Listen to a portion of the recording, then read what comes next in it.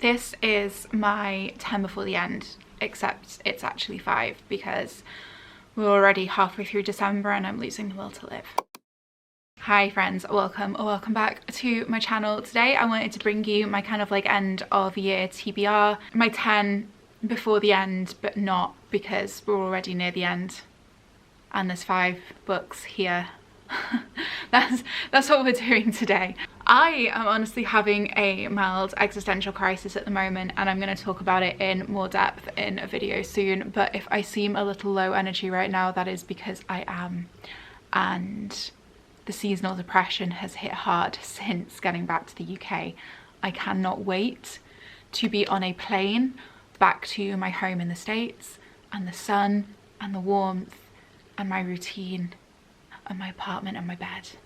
I can't wait. But for now, I am making the most of things. I'm making the most of being reunited with my TBR in the UK, and I'm trying to make a dent in it because it is obscene. I did go back here and immediately feel the pressure of 150 unread books staring at me. So a lot of these are from that. Actually, that's a lie. 3 of these are from that TBR and 2 are books that I did bring over with me that I want to read before the end of the year. I'm also, it must be said, rereading ACOTAR right now. I'm currently on ACOMAF, which means I have obviously 3 more ACOTAR books. So I guess if you want to include those, that becomes 10 before the end. But I just don't really want to talk about Sarah J Maas in this video because I feel like I have spoken about her so at length on this channel previously, and right now I want to try and focus on talking about books that I haven't spoken to you guys about before. Also, I'm kind of feeling burnt out with trying to reread ACOTAR and Throne of Glass and Crescent City before Crescent City 3 comes out next month, and I'm slowly regretting my life choices because I don't want to completely burn out before the 3rd Crescent City book has been released and then not enjoy it. So I'm trying to like pepper other books in between. That's what this pile of books is designed to do for me. And without further ado, and without rambling for the next like 5 minutes before I get into the video, I'm just going to start talking about these books that I have right here. Yeah, I guess you probably already know what one's going to be based upon the sprayed edges, but we're going to talk about these 5 because I'm excited to read these 5 books. So book 1 that we are going to be reading, or that I'm going to be reading, rather than we, the collective we. It's just me. I'm going to be reading this book before the end of the year. That is Eileen by Ottessa Moshfegh. I already love this book for 2 reasons. The first reason is every time I read the title, I start singing Come On Eileen by Dexy's Midnight Runners, which I think we can all agree is an absolute classic, 10 out of 10 song, and there is absolutely no world in which you can listen to that song and feel miserable. So that's thing number 1. Thing number 2, loosely related. Every time I read the title of this book, I hear Woman by the 1975. We all know that I worship at the altar of our Lord and Saviour, Matthew Healy. So anything that brings a 1975 lyric to my mind is going to fill me with joy. Eileen. So I have had a interesting relationship with Ottessa Moshfegh so far, in that I've only read 1 of her books, and that is of course the critically acclaimed My Year of Rest and Relaxation, and I didn't love it. I gave it a 3-star rating just purely because I think at this point, by the time I read it, I was late to the party, as I am with everything, as we know on this channel. Hence why we're doing 5 before the end rather than 10, because my annoying ass could not choose 10 books early enough in December. And now here we are, late to the party once again. Also, that light's really annoying, isn't it? So basically, I think by the time I read My Year of Rest and Relaxation, it had just been so hyped on TikTok that I went into it with wild expectations that my life was going to be completely changed by this book. And it simply was not. So I was left feeling a degree of disappointment. And I think I was actually having this discussion with a friend recently, where if you go into a book with a specific goal in mind for what you want to get out of that book, 9 times out of 10 you are going to be disappointed, unless it's a book that you've already read before and of course you know already what you're going to get from it. So I think I went into that book with unfair expectations, And while I'm not going to say it's a me problem, it probably was a me problem.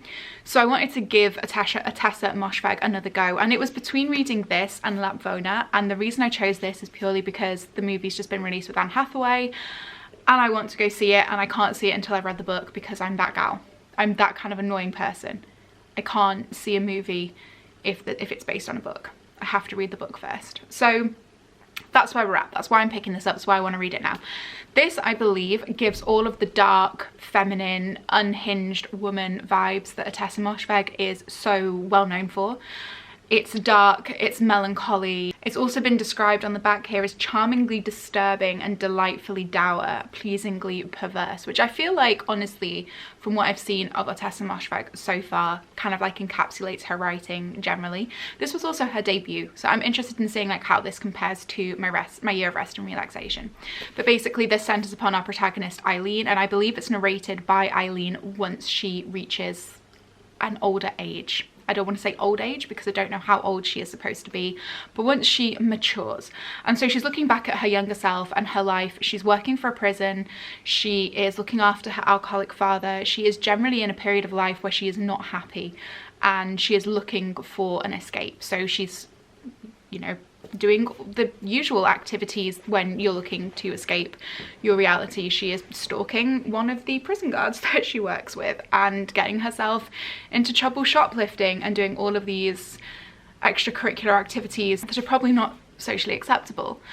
Then she meets Rebecca at work, who she becomes kind of fixated with and kind of develops this unlikely friendship that finds her complicit in a crime. This is all I know because I haven't started the book yet. That's what I got from the blurb.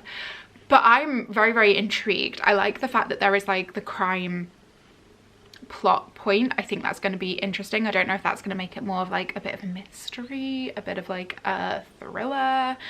I also obviously like the fact that it's set in winter.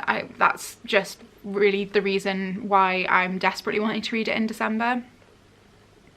But I'm just very curious about this. I'm looking forward to some unhinged woman moments, as I am myself feeling dark and unhinged currently. So yeah, I'm intrigued by this. I will obviously try and feed back to you guys at some point my thoughts and feelings on this, probably in January when I wrap up everything that I read in December. But anyway, this is book one. This is Eileen. If anyone else has read this, let me know in the comments what you thought, if you think it lives up to expectations. I am considerably intrigued. Then we have perhaps the lightest book in the bunch, as in terms of like emotions, mood, whatever, and this is All I Want for Christmas by Maggie Knox, which I believe I've already spoken to you guys about on this channel already, but whatever, we're doing it again. This is just a Christmas romance, so 3 guesses why I wanted to read it before the end of the year.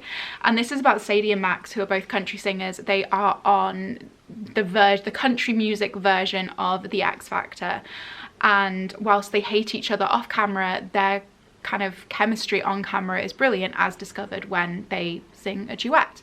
So the producers decide that they really need to date. Cue the fake dating trope. But as with all of these Christmas books, is the fake dating going to lead to real dating? Who knows? I'm just honestly really looking forward to this. I enjoy a fake dating trope. I very much enjoy country music. I wanted to pick this up last year when I was kind of looking at all of the Christmas romances that were coming out, but unfortunately, I can't remember why I didn't pick it up actually. I think it was not published in the UK, so it was more expensive to get off of Amazon, and I think that was the reason why. This lighting is driving me mad. I'm gonna go fix this in a second. But yeah, this is why I picked this book up, and I'm very excited to finally read it this year. This might actually be what I pick up next, not Eileen, because I think maybe I need a bit of like, you know, just general rom-com action to distract from the romantasy that I've been reading obsessively for the last month and a half. So, okay, we're back. That's slightly better. I'm sorry, the light was just driving me absolutely insane. Anyway, from a lighter topic to a far heavier one. This one has been on my TBR, my physical TBR, for I think probably like a year and a half at this point, and I really have no excuses as to why I haven't picked it up yet, other than it just kind of got buried in a pile of books that I was excited to read, and then that pile of books grew, and all of a sudden I was just so overwhelmed by having so many books that I was excited to read that I just didn't read any of them and bought new books instead. But that is The Trees by Percival Everett. And this is, I don't want to say like a thriller or a murder mystery, because I actually think this is literary fiction. But it's basically set in the town of Money, Mississippi. And in this town, there is a series of murders that are being committed. So the local law enforcement are looking into these murders. But the curious thing is that with every body found, there is a second body that looks suspiciously like Emmett Till, who is the boy who was lynched in the same town 65 years previously to when this book was set. So obviously this is discussing at great length kind of racism within law enforcement and general racism within the Deep South in America. And obviously it'll be talking about kind of race relations and whether or not these killings are, I guess, revenge killings. The back says the detectives suspect that these are killings of retribution, but soon discover that eerily similar murders are taking place all over the country. Something truly strange is afoot. As the bodies pile up, the FBI detectives seek answers from a local root doctor who has been documenting every lynching in the country for years, uncovering a history that refuses to be buried. In this bold, provocative book, Everett takes a direct aim at racism and police violence and does so in a fast-paced style that ensures the reader cannot look away. I am just incredibly intrigued by this, and like I say, this has been on my TBR for so long and there really is no excuse for me not to have read it sooner.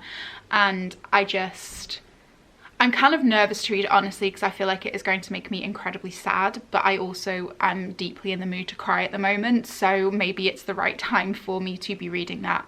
I actually really wanted to see the movie about Emmett Till that was released earlier on. I think it was released early this year, and unfortunately none of the movie theatres near me were showing it, so I found it very, very difficult. I still haven't actually been able to see it. I think it was actually on the plane back, and I didn't watch any movies on this most recent flight because I was trying to sleep. So I think on my flight back to Miami, that will be something that I watch because I have been wanting to watch it for so long.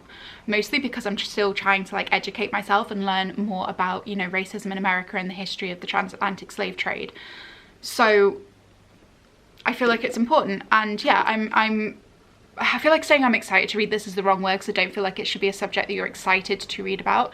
I'm curious to read this, and I'm hoping that it really does help me to learn more and expand my mind and knowledge. And yeah, this was also shortlisted for the Booker Prize last year, so. As if I'm not already reading enough romantasy in December, I also decided to add just one more, and this is Slaying the Vampire Conqueror by Carissa Broadbent. Now this is probably the one that I'm feeling the least pressured to read this month, because if I don't, this will be coming back to the States with me. I've been wanting to read it for ages, but it's just not, you know, like a required reading before the end of December. But this is basically set in the same universe as the Crowns of Nyaxia duology, which you guys will know from my videos earlier in the year that I absolutely adored, ate it up, it spat me back out, it was just a whole thing.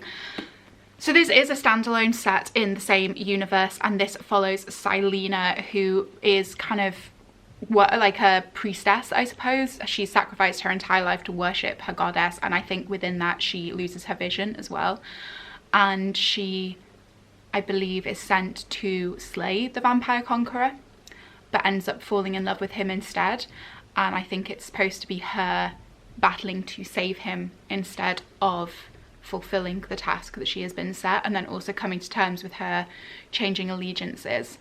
And I'm wondering if she will end up becoming a more central character in the next Crowns of Nyaxia novel, because I think there's going to be 6 in the series, but I think it's going to be 3 sets of duologies, and they all work as kind of companion duologies. So obviously the first 2 books are one couple and one house, and then the next 2 books are going to be another couple and another house, and then the third. So it's going to work like that, and I do wonder if Silena and the Vampire Conqueror, whose name Atreus? Yes, Atreus.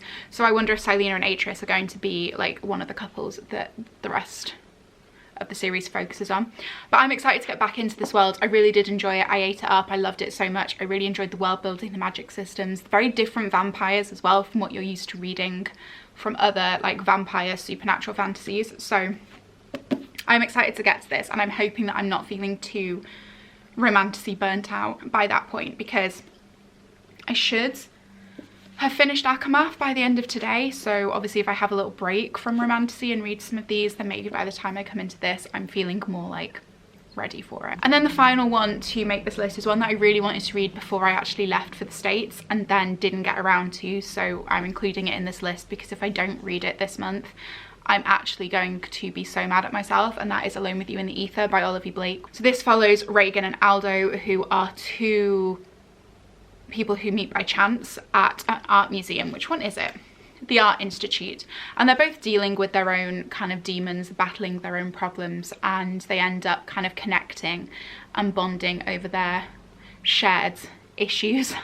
And this leads to a very unlikely romance, and I'm really looking forward to reading this. People say that it is completely beautiful. I would expect nothing less from Olivia Blake, who, as you all know, is one of my favourite authors. She just has this way with words and this way of completely kind of enveloping you in the story and in the prose, and you feel a lot when you read her books, or I certainly do anyway. So I'm looking forward to kind of delving back in, because I haven't read anything of hers since the Atlas Complex. Was that the second one, or is that the third one that's coming out? Paradox, the Atlas Paradox. I haven't read anything of hers since then, so I am very excited to read this, delve back into her writing, and kind of see what the hype is with this one. And then I also have Masters of Death back in the US, which I'm looking forward to reading as well, before the next Atlas 6 books comes out next year, which I do have pre-ordered, but annoyingly I pre-ordered it here because it was before my visa came through, so life choices. But yeah, I'm excited to read this. I know I've said that like 3 times already. I believe this is set in New York as well, and I do enjoy books that are set in New York, especially because I have like a yearning right now to go back to New York and just explore the city again. So I feel like this is just gonna, you know, just give me a little bit of what I'm needing.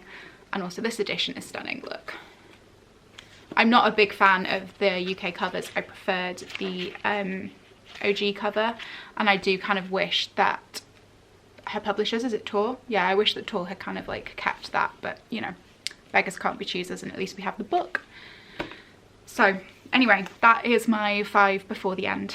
I hope you guys have enjoyed the video.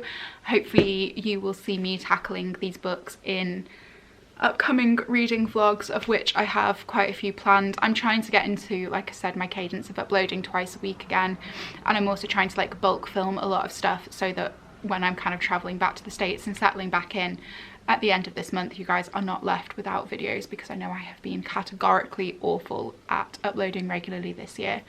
But again, I will speak about that because I feel like it kind of leads into my general existential crisis. So I will probably speak about all of these things in an upcoming vlog. But anyway, I hope you guys have enjoyed it. Please do let me know in the comments below what you are wanting to read before the end of this year. If you have like a 5 before the end or a 10 before the end, link me to some of your videos as well if you make booktube videos. I would love to see, and I want to make sure I'm subscribed to more of you guys as a thank you to you subscribing to me and supporting this channel, because it really does mean the world to me. And on that note, if you're not subscribed already, please do hit that subscribe button, because every single one of you means the world to me and also helps me pay my tax bill. So you know that that also really helps. Anyway, I'll see you in another video very soon. Bye friends.